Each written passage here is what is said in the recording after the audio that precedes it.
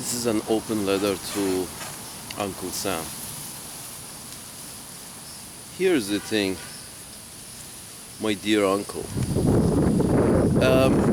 The problem is the duopoly of the matter. The problem is that in order for other governments to be stable, that means they'll have to look after the good of their people. And to do that, they have to be a bit, nationalist. Care for their people more. Their own people, whatever tribe that they have, been given to. If you want illegal immigration to stop, if you want legal immigration to reduce, if you want, half legal immigration to stop, well, you have to allow, you should have allowed during the past century that all these little nationalist governments, that when you're nationalist, you're really socialist, because this nationalist socialist goes together. Yes, I'm afraid that Nazis were sort of, because you can't say I am for the nation without saying that I am for every one of that nation. And when you say every one of that nation, that kind of becomes socialist.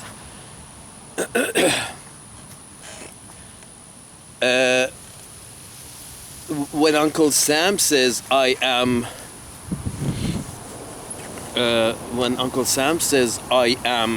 nationalist, Uncle Sam is saying basically every time so far it has been I am for the country, the tribe, but not for every member of the tribe.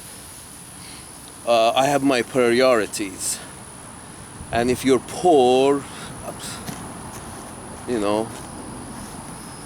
just like a foreigner, I don't care much. My problem, my headache, as Uncle Sam is like only the above average segment of the population. If you look at it generously, if not generously, you can say the priorities of Uncle Sam are about like 3,500,000 people determine the priorities of Uncle Sam, which is basically putting the 3.5 million in priority in his, to-do list. Uncle Sam would put them in give them priority in his to-do list. Priorities that are important to the 3.5 million people of Uncle Sam's land, which or 8.5 billion people of the world, because Uncle Sam has got the biggest penis. So the priorities of 3.5 million people is the priorities of Uncle Sam. These 3.5 million people are the people who actually own 90%, 98% of the whole pie. Everybody else is, sharing the 2%. And this 3.5 million people own 98%.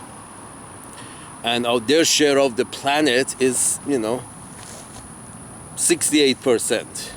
And, the other 28%, 38% are, they're other pink skins. Pink skins have got, Australia, Canada, all of Americas. And how come some of these countries in in Central and South America, it seems they never have been able to get their act together. Actually, they have, and they never been able to get their act together, and therefore these guys came up, these guys, do illegal immigration from Central and South America. And you really think about it, and you're like, oh, well, every time they try to get their act together, Uncle Sam, somebody, some of these 3.5 million people who own everything got hurt by the activities of those people over there. They were nationalists. They were trying to this fucking very rackety system of democracy brought to power the true representative of people who true representative of the tribe have to be someone nationalist. And in fact, they were nationalists, so they came into power, but they were the kind of nationalists that says everybody counts. I want to, I want to represent all the people, also the homeless, also the crazy, also the alcoholic. I'm representing them, so, I'm going to do whatever it takes to help them in life. And any of them who said that, some corporation back home on Uncle Sam's land started screaming that, oh wow, my profit is gone. Hey, Uncle Sam, help me with my profit over there. They're taking over my shed over there. And or there was no transfer of technology between these corporations, and while they were working here, sort of like we are not going to transfer technology. And even now they're saying, no, the Chinese have stolen the technology from us. I'm sorry, transfer of technology on Earth between humans is somehow restricted by race. Some races can have that, some other races cannot have that. That's the issue with the nuclear technology with the Iranians. Some people can have it, some people, not everybody needs to have it. Not all races are, we cannot trust all races. And, the pink skin race is basically saying we trust pink skins, we trust ourselves. Dude, you're the most aggressive of all the races. If the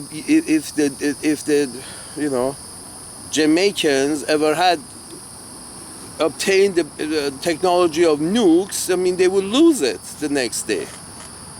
It is just, it is what it is. So, if the indigenous people have been able to come up with the technology, and it's not a foreign plant, yes, they know how they should not use it. Here's the thing, Uncle Sam. Why Iranians should and Arabs should not have,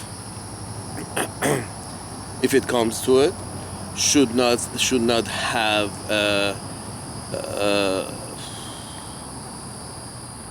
basically, whoever can make anything themselves without help from outside, that's the right thing. Because when you make something yourself, that means you're intelligent enough to know its destructive power and not use it. If you have made it yourself, you know the degree of and the magnitude of its effect, so you're not going to use it because you're intelligent. You have been able to figure, splitting of the atom. So you are intelligent, so you have also, because you're intelligent in this way, you have, an understanding of its impact if it goes off, so you would never use it.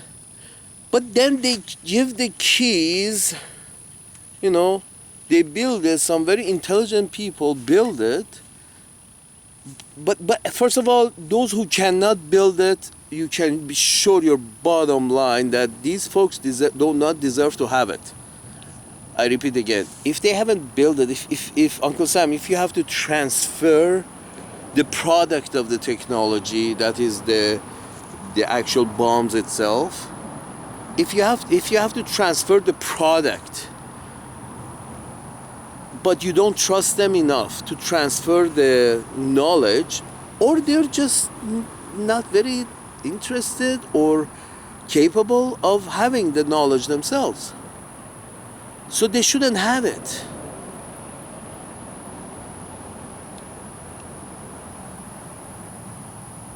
So they shouldn't have it. It's as simple as that. We may be able to trust you if you can make it. Like North Korea and nuclear weapons. We may be able to trust you with the nuclear weapons because you have been smart enough to figure out how it works and make it. But no, maybe Zimbabwe, no, you haven't been able to, come up with the know-how of making it, so you shouldn't have it. This is the idea. Or maybe Ethiopia, or maybe, Angola. Hey, you haven't been able to, come up with the information locally and solve the puzzles locally and make this product, so you should not have it. That's a good idea. When you're intelligent, when enough in your population are intelligent enough to build it, then maybe we allow you to have it. But what you're doing is now you're saying that no, we are only us. We trust white people, pink skins, and we trust the yellow skins with a lot of with a lot of with a bad attitude. It's sort of like I'm sorry, my pink-skinned friends. Why are you looking at the Chinese differently than you're looking at the Australians? Here's the thing. Whatever they tell you that China is doing bad this way and China doing bad that way, that's all with a nationalist eye. Because they do it themselves as well. It's sort of any country, let's say the British, when they, say, oh, fuck the Chinese, we don't need their technology, or they stole technology from us. I'm thinking the British now, this is the way they're some of them, they're especially the party in power right now. Apparently, the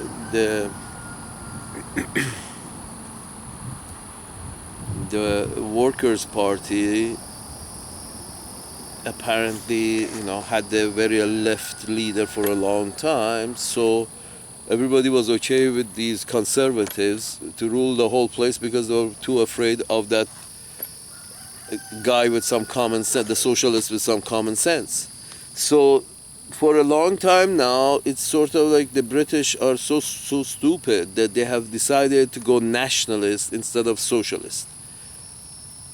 So the rich kid, the Donald Trump of the British, that would be Mr. Johnson, and he's just sort of like a frat boy who's very very Union Jack, and this is setting bad precedents. This could lead to the British could drag everybody else to another world war, because the British are not only racist but elitist. They think they're even better than the rest of white people. Brexit was because Brexit was white people of the British island, the pinkskins of the British island, decided that we don't want to mix with the pinkskins from the Polish tribe over there. We feel, we don't feel well when we see too many these mainlanders in our island. That's why the British broke away. I mean, imagine you're so paranoid that even when you see other white people, other pink skins, just like yourself, even when you see them, but they're not exactly from your island, they're from a couple of 100 miles inland, you feel, paranoid. Your paranoia, takes off, and your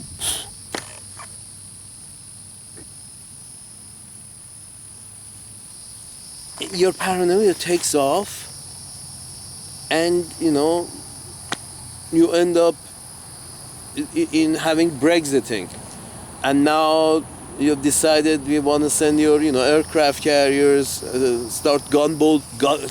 The British are actually trying to start gunboat diplomacy. They have built themselves 2 new aircraft carriers, which apparently, I don't know who paid for it or who had the technology, unless Uncle Sam has transferred the technology of up-to-date technology of aircraft carriers. They have shared the technology, so why share with these guys and not share with those guys?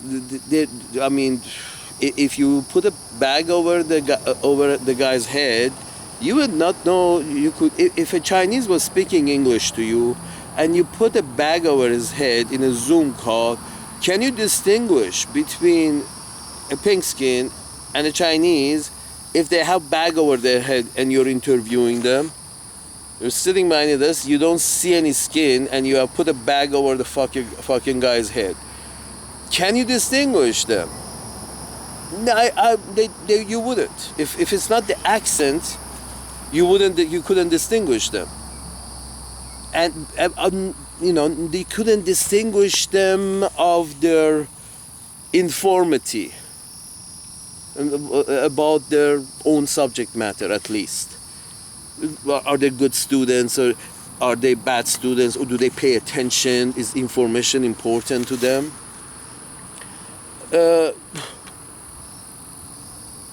It doesn't happen that way. If you can't tell them apart as the way they talk with a bag over their head, you can't tell which one is which. So that means they have equal cognitive intelligence. Both of them are not very good at physical intelligence, and both are bad at I know emotional intelligence doesn't run well in cowboy country, let's put it this way. Or emotional intelligence doesn't take you much too far in anywhere in the system that you have set up. Emotional intelligence does actually backfires, because to have emotional intelligence means to care for the other, and to care for the other means you're caring for yourself less. And if you're caring for yourself less as compared to other, you tend to lose in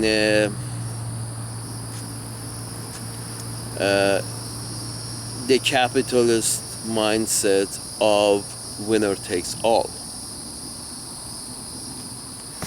If you are in the capitalist mindset of winner takes all, then you know what I mean? If you are in that mindset, then I'm afraid it just, the system will not work well. And where it does not work well is that it's a very interesting triangle that has formed, that the antisocial leaders of capitalism, imagine the Koch brothers and the this brothers and that brothers, they're very basically antisocial people. They're not real. They are numbers to them. It's not it's not peoples. It's numbers is not people. It's a number. So if we can get away with paying our employees this much a month, if we can get away with it, we can keep more of the money for ourselves. This is the winner mindset of capitalism, and finding ways of destroying your competition. That's another mindset of capitalism. Well, people who have these mindset, it's good to have them. You know, we in the society we need people who are, you know, very very smart, very ruthless, no emotional intelligence, but a lot of cognitive intelligence. You see what I mean? Mr. Jeff Bezos is one, or the, you know, the Walton family have been some for 100 years, and you know, the Rockefellers. These are very, you know, antisocial families who cared more for their own bottom line than the living conditions of their employees. So through generations, more money has accumulated in the hands of few, more human productivity has accumulated in the hands of a few, and, you know, less human productivity has accumulated in the hands of many, their employees and their ex-employees, and so many generations down the line, that now, you know, after many generations, the poor have lost their, you know, added human value to the system. Very little has been left for the grandchildren, but the grandchildren of these few ruthless, antisocial organizations, families at the top of the capitalist ladder, these people should be there. Every society needs these people because these people are the go-getters. But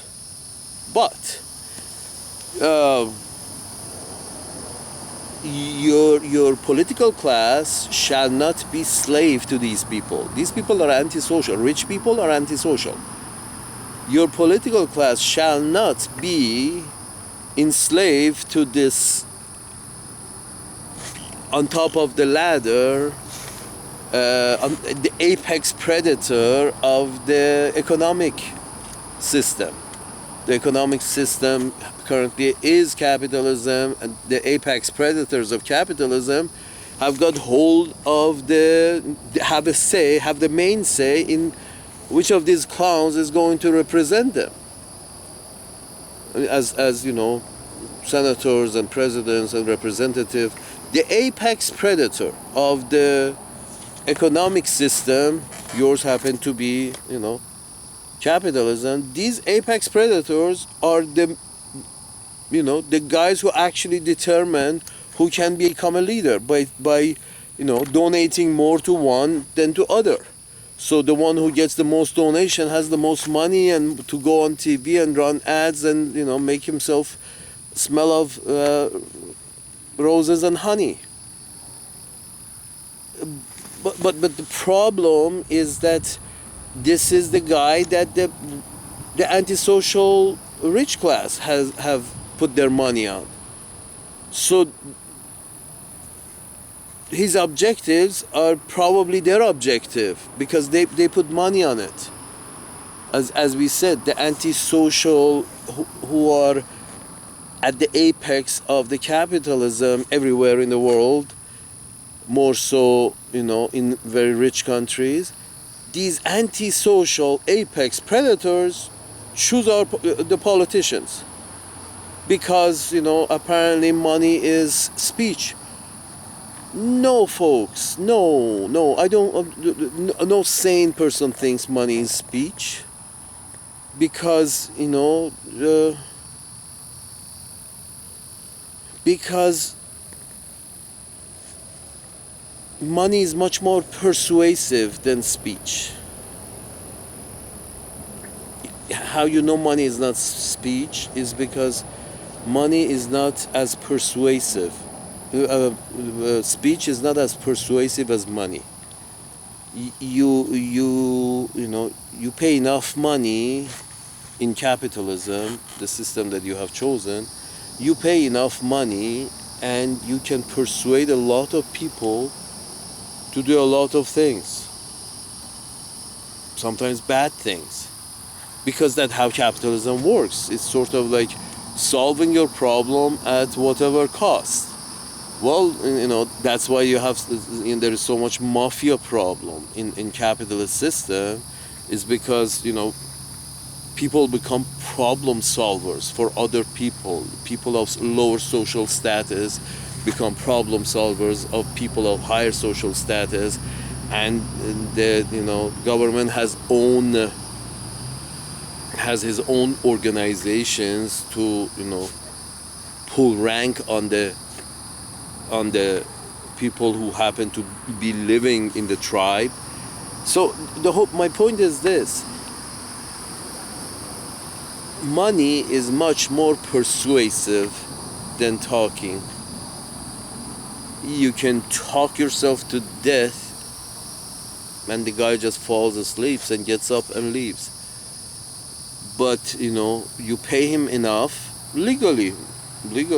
There are many legal lawyers' job is basically this: if you pay me enough, I can speak from that side of my mouth that is has your best interest in mind. And that's a profession. That's the whole thing is based on the idea of there is no truth. There is different shades of truth, and today we are going with this shade. That's the whole Kellyanne Conway's alternative fact. Alternative facts is basically there are many shades of truth.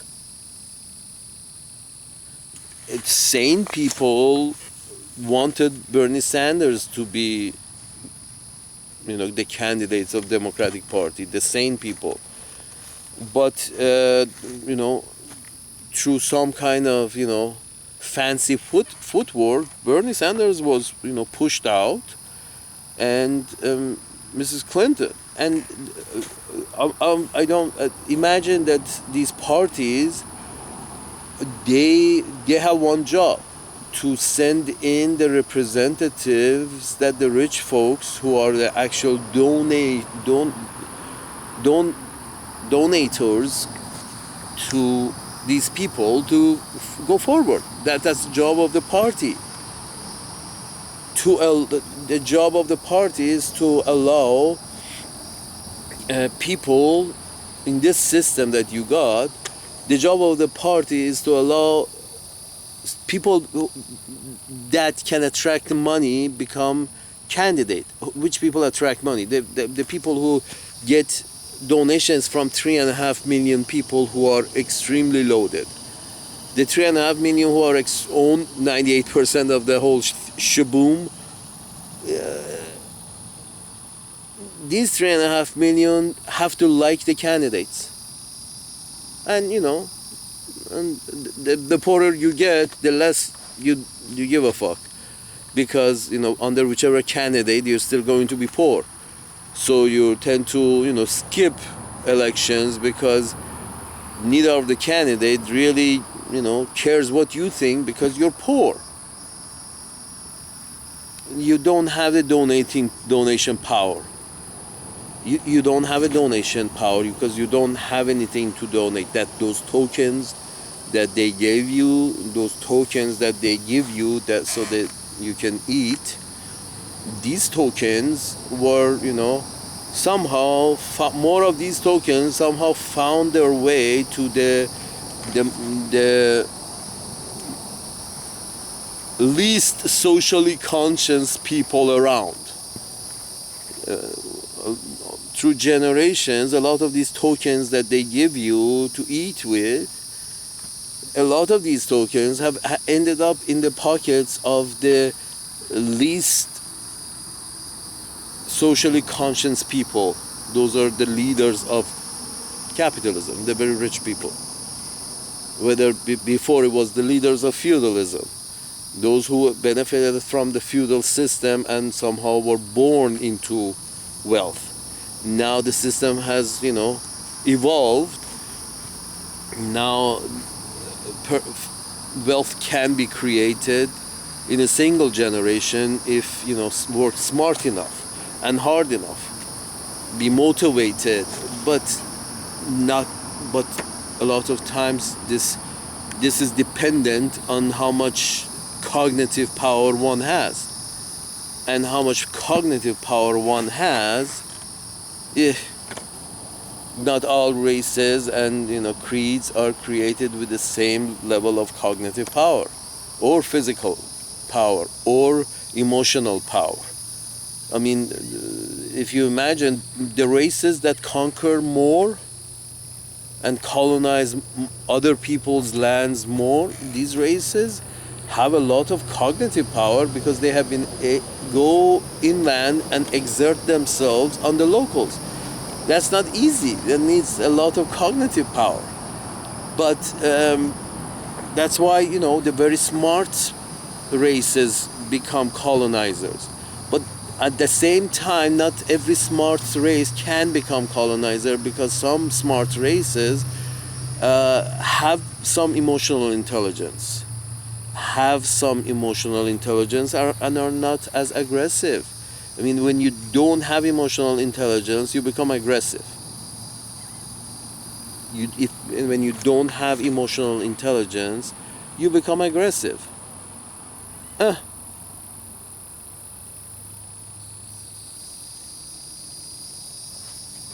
So there go how the British, send their people to Australia to kill people, and how the British send their people to Americas to kill people. The local the British have always been in the vanguard of taking land over from other races and making it your own. And the funny thing is they are in the Security Council of planet Earth. The most invasive, the most racist, the most elitist country in the world, such as Britain and France. These are brothers and sisters. British and the French are brothers and sisters. They're the same fucking people, one across the channel, more or less. The French are a little more human. I'm afraid to say. The British have. Let me put it this way: when the British naval officers retired, they didn't retire back to England. They retired to the Caribbean islands, and they became pirates. Many of them, a lot of them. Apparently, at one time, most of the enlisted would, leave the British Army and, start their own enterprise upon a pirate ship. Because that's the mentality. The British are pirate. The island people are pirate. The semi-island people, the peninsula people, that would be the Arabian Peninsula. You see them; they're also half pirate. So people, not very nice people live by the sea. Very flexible, morally flexible people live by the sea. So. The whole point of this thing is that Uncle Sam, if you don't look at how they look like. My pink-skinned friends, don't look at what they look like. Look at it as if it was me sitting on the other side of the desk, would I do it? And the answer is, of course you would do it. If, in other words, if you were in a position that somebody else was coming to you and you're offering them a good organization, you have organized your people to labor, you have been able to establish order on your land, by whatever means that was familiar to your culture, you have been able to establish order and organize people in a way that we can come and put some, some facilities down and produce something. If China had a civil war going on, China could not be producing so much. So I think the Chinese have to be applauded for the system that they have adapted, because they have been able to keep peace for the past, 100 years in that land. Have been able to keep peace, and that's the only thing that is important for civilization: peace. And the Chinese have been able to produce peace in that land with so many people. I think, the prize is that oh, you have been able to create this much order. Here's your prize. Here's Taiwan, but please don't touch them too much because they also have been able to create a good working order. You are one people. Yes, you're all one people. Okay, have their Senate send a couple of representatives to your Senate, and your president become the right hand man. Their president in Taiwan become the right hand man of the another addition to the five member upper chamber of the executive power in China. I don't know, 5 member or 7 member high executive seats of China.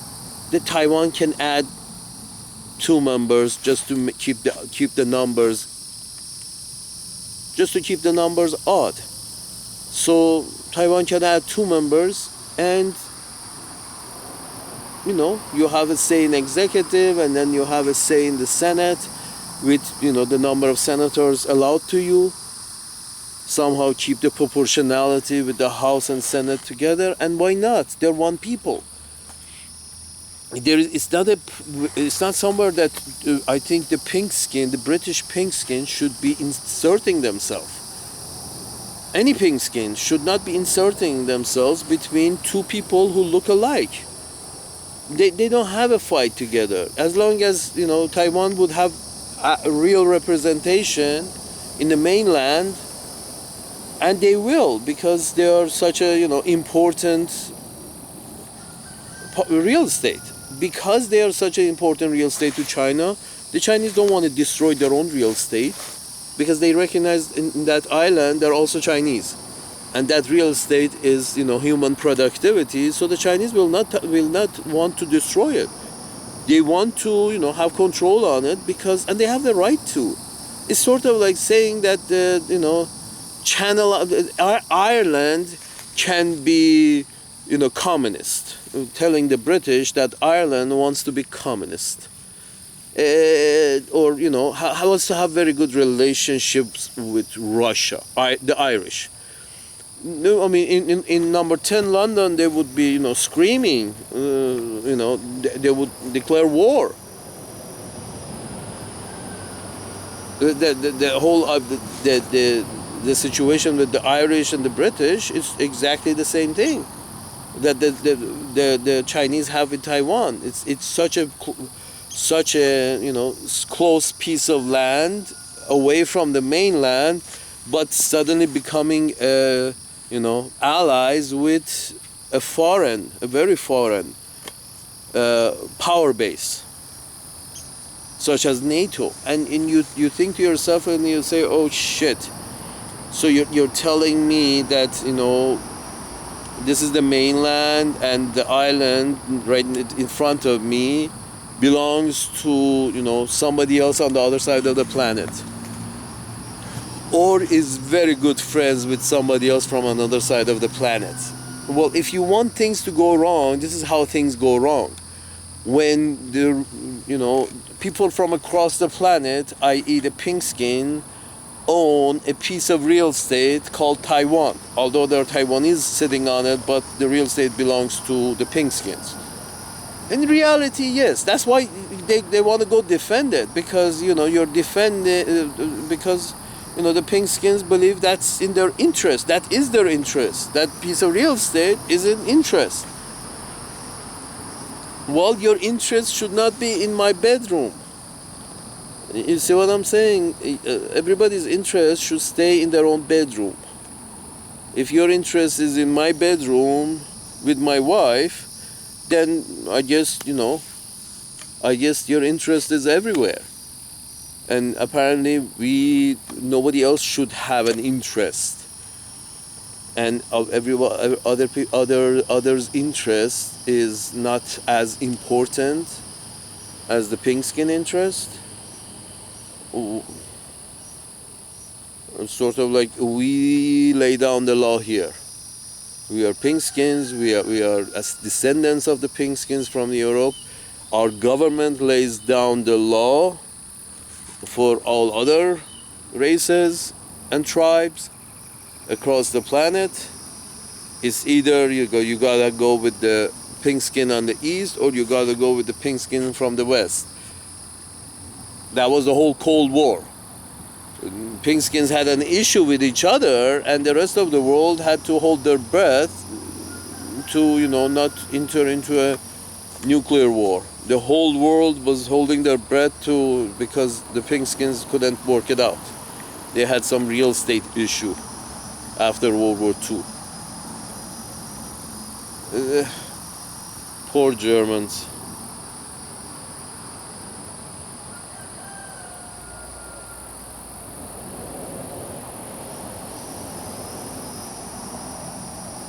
Yeah, Germans have a supply issue. Everything has to be peaceful for the Germans to blossom. Inland nations, Germany has access to warm waters, but not very. I wouldn't count on it. That has been the historic problem. So every time the British have caused war, every time the British have caused war, the Germans have suffered. The wars are started by the British, folks. British see themselves as above and beyond all other races, including other pink skins. And they're way above and beyond races. The British are. I mean, having a European Union and having it work so well, yeah, it has some issues. Yeah, United Europe had some issues. So does United States, but they work it out. They just don't leave motherfuckers in the British island. Or you rather be Uncle Sam's bitch than the European member. This is what the elite pink skins in the British island have seen fit, that we are okay with going it alone because we rather be Uncle Sam's bitch than an European member.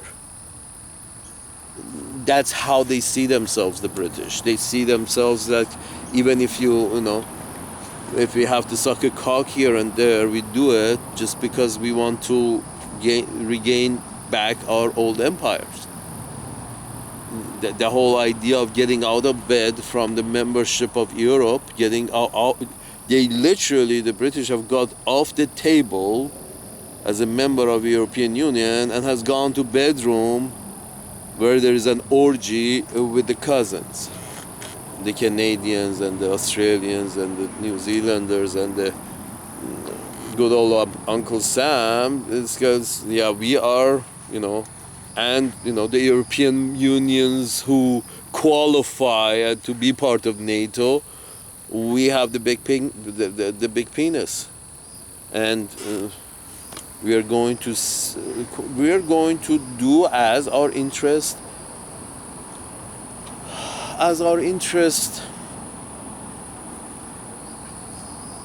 determines. That's why, again, when it gets down to it, you want to stop the illegal immigration, or you want to stop the caravans from Central America. You cannot look at it as to this is a problem that we can take care of it in 4 years. For the past 100 years, every time any of these nations have had a nationalist person in charge, and that nationalist person was the one who decided that he wants to care for all his people, not just the upper class, but all his people, that somehow rang some kind of alarm bells in Washington, D.C., saying that no, we can't have that. We can't have any nationalist, socialist in that part of the world. No, we can't have that. Yes, we did say democracy, but no. If we don't agree with the result of democracy, we don't agree with that democracy. And there is Venezuela. You can see that. So you can't do that, folks. You can't do that, because the result is this. All of South America wants to come North America, because for the past 100 years, North America was trying to destabilize any kind of nationalism, socialism in South America and Central America, because it felt threatened. Uncle Sam felt threatened if there is any nationalist, socialist movements, because, if there were these nationalist, socialist movements who were trying to improve the life of their people were detested by Uncle Sam's corporations, who saw their profits, their property, becoming, common property, being taken away from them. So when a corporation that is in the business of making bananas and taking these bananas to North America and sell, and this company, actually had its headquarters in Washington D.C. or New York, or in North America, the production and the goods is in Central America, let's say Honduras, Guatemala, Nicaragua. The production is in that area. The company that it's actually owned by in North America.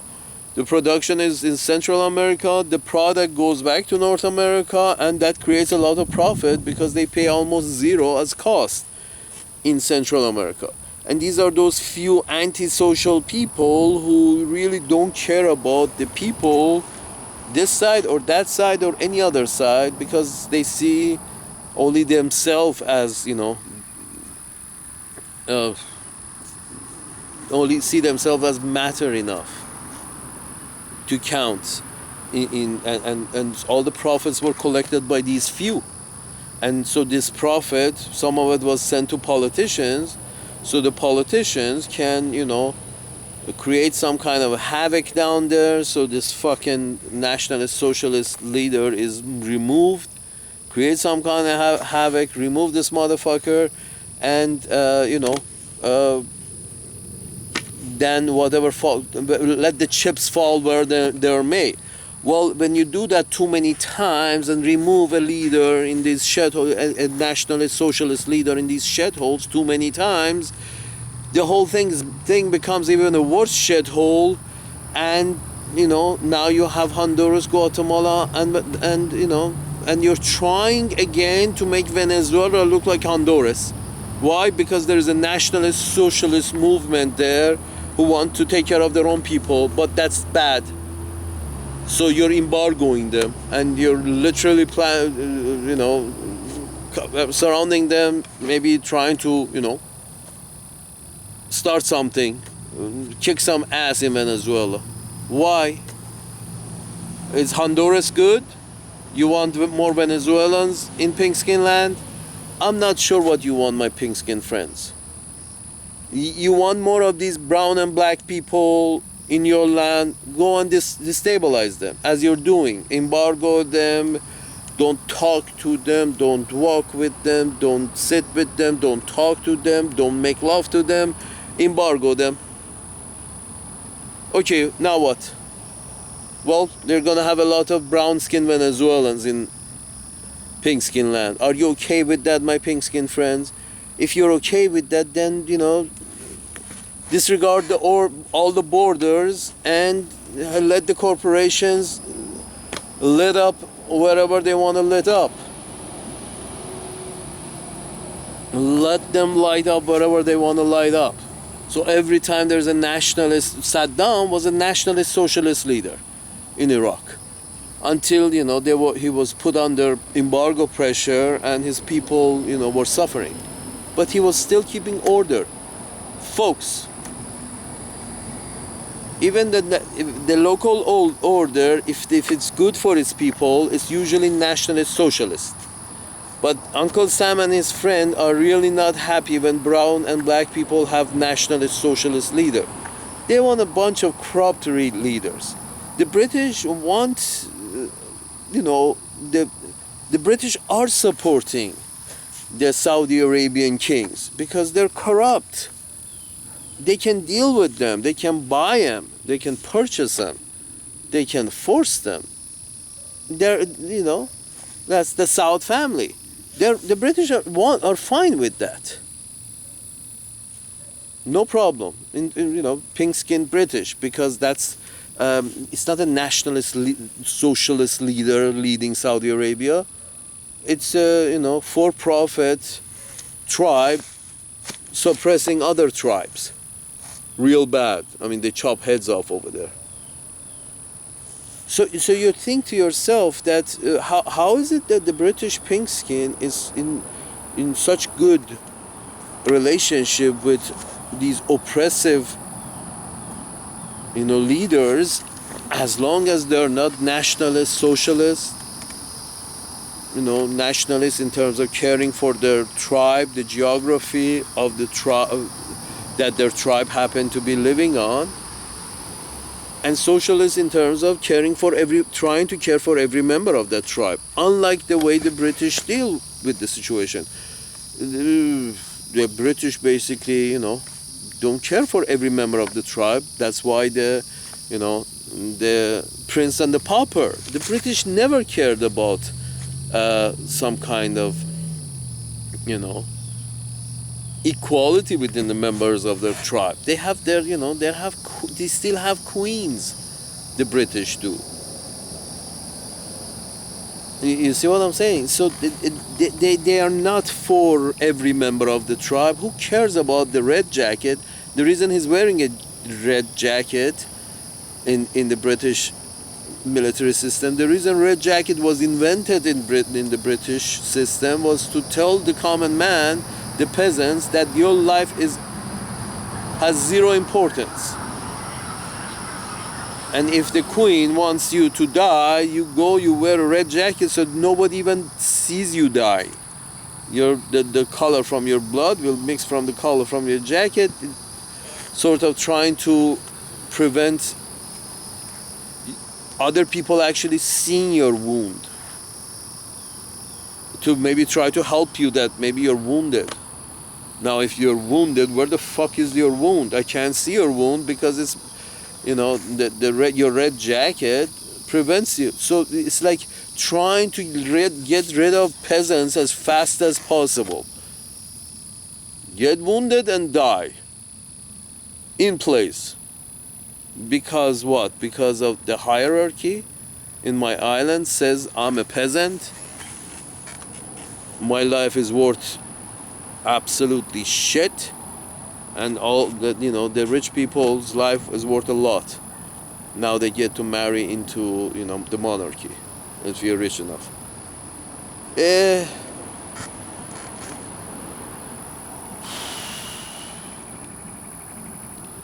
I'm sorry, folks.